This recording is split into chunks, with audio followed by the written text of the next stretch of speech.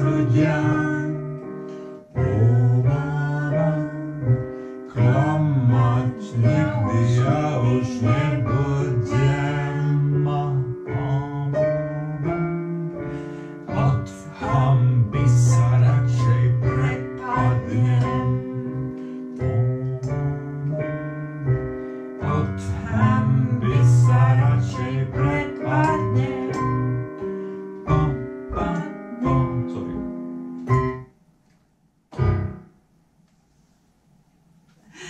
Klamať nikdy. Ale na to, aby človek klamal, to som zistila v detstve, že potrebuješ dobrú pamäť. No, presne tak, potrebuješ si pamätať. Ja nikdy nemala. A práve preto som už ani v detstve neklamala. A čo je toto? To je taká ruka nejaká? To je ruka takej energie klamlivej, ktorá ťa zdriapí. To tam máme ešte, no. Ty si potom už v takom, že... v takom víre. Ináč to robia ženy niekedy aj na pracovisku. A to teraz poviem z môjho života, niečo, kus pravdy z môjho života. Že ženy toto často robia, že sa tak zveria niekomu a potom povedia: Ježiš, ale toto nehovor tejto, alebo toto nehovor tamtej. No a mne sa stávalo, že takéto tri prišli za mnou, že už to bolo v situácii, kedy som sa vzdala a vôbec som sa nezapájala do intrik ani ohovárania interakcií. A len som sedela proste v tej svojej triede, ale potom sa mi stávalo, že som bola takou budľavou vrbou. A jak som to všetko napočúvala, tie príbehy, tak som si toto presne nezapamätala, že bola tu táto, povedala toto, ale nesmieš to hovoriť tamtej.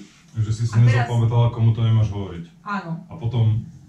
Ja som to pustila z hlavy. Správny kohút, len tak. si to vypustila. No, nebadanie, potom sa stalo, veru, že keď sme niekde sedeli tak ako na obede. To z teba vyšlo. A ja, že áno, však ona teraz toto hovorila. On že počkaj, to kedy hovorila? A ja, že... Mala si byť vlastne vôbec ticho. nehovorila. Sa mi asi zdalo, že hovorila. To ti zdalo. Takže už aj ty si zaklamala. No a potom najhoršie, že už z toho nevieš von. A vlastne ty sa ocitneš v takej hre, pretože... V takej špirále áno, sa stratíš. vlastne ty už nevieš, čo si komu slúbil, že nemáš hovoriť. Ale toto ináč sa deje aj v rodinách častokrát, že hej, že toto nehovor tamtej a toto proste... Musíš mať zazipsované. Fakt, akože proste mala som takých ľudí na konzultáciách, ktorí proste takto boli v tom. Predstierali. Ale ja nemôžem toto teraz povedať, lebo ja to reálne ako keby neviem. Predstierali a ohovárali sa navzájom. Áno. Takže sa ocitneš vlastne v takej ruke a už potom presne ako tento chlapec alebo dievča, alebo proste tá postava je taká, že už nevieš z toho výjsť dobre, lebo buď všetko povieš, alebo... A či to sú jeho slzy, alebo čo to je? Čo to padá? To je taká energia oblačná. Aha, oblačná ktorá ide potom okolo aj toho človeka, ktorý už je v tej špirále. No, takže áno. Je to proste tak. Zamotávam sa. Zamotávaš sa. Áno. No, ženy sú v tomto majsterky.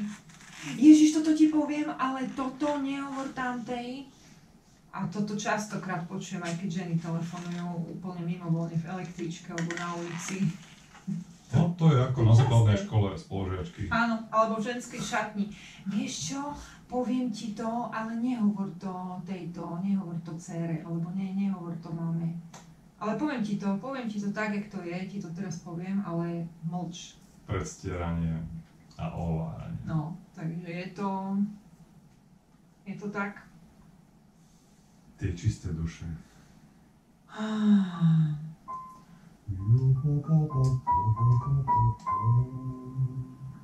Chytila ma lož, prosím ťa, pomôž. Zamotávam sa, klamem ako sa dá. Ale ty klamať nechceš vlastne, len už musíš, lebo tým, že si chytený do tej špirály, tak si uvedomuješ, že toto není celkom. Že chytíš sa do špirály, ktorú vytvoril niekto iný. No. Toto sa deje, ale asi na všetkých pracoviskách, ja mám taký pocit. No, toto sa deje, myslím, že aj na pracoviskách, aj v školách, aj v rodinách. A ja si myslím, že aj človek sám v sebe má ten vír. Sám seba klame. To je pravda. Sám seba vlastne predstiera niečo sám pred sebou.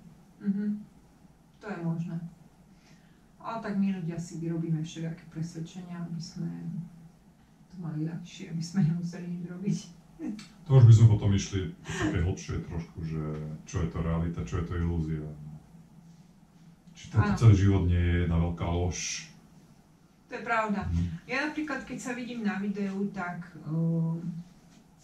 ako keby zistujem, že to úplne inak vyzerá na vonok, ako si to myslím. Áno, že človek sa nevidí, že proste človek nevidí sám seba, on vidí len odraz tvojej reakcie na seba. A je to vzájomné. Čiže my vlastne posudzujeme seba z reakcií druhých. A keď sa takto natočíš na video, tak to ti celkom pomôže, lebo proste vidíš sám seba.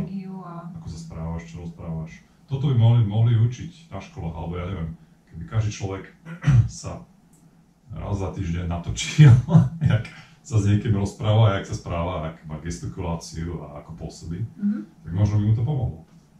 Ako sebareflexiu. Alebo ja som ešte ľuďom hovorila už dávnejšie, že keď majú depresie alebo niečo, tak nech sa natočia na telefón. Nech normálne proste sa natočia na telefón, nech si pofňukajú.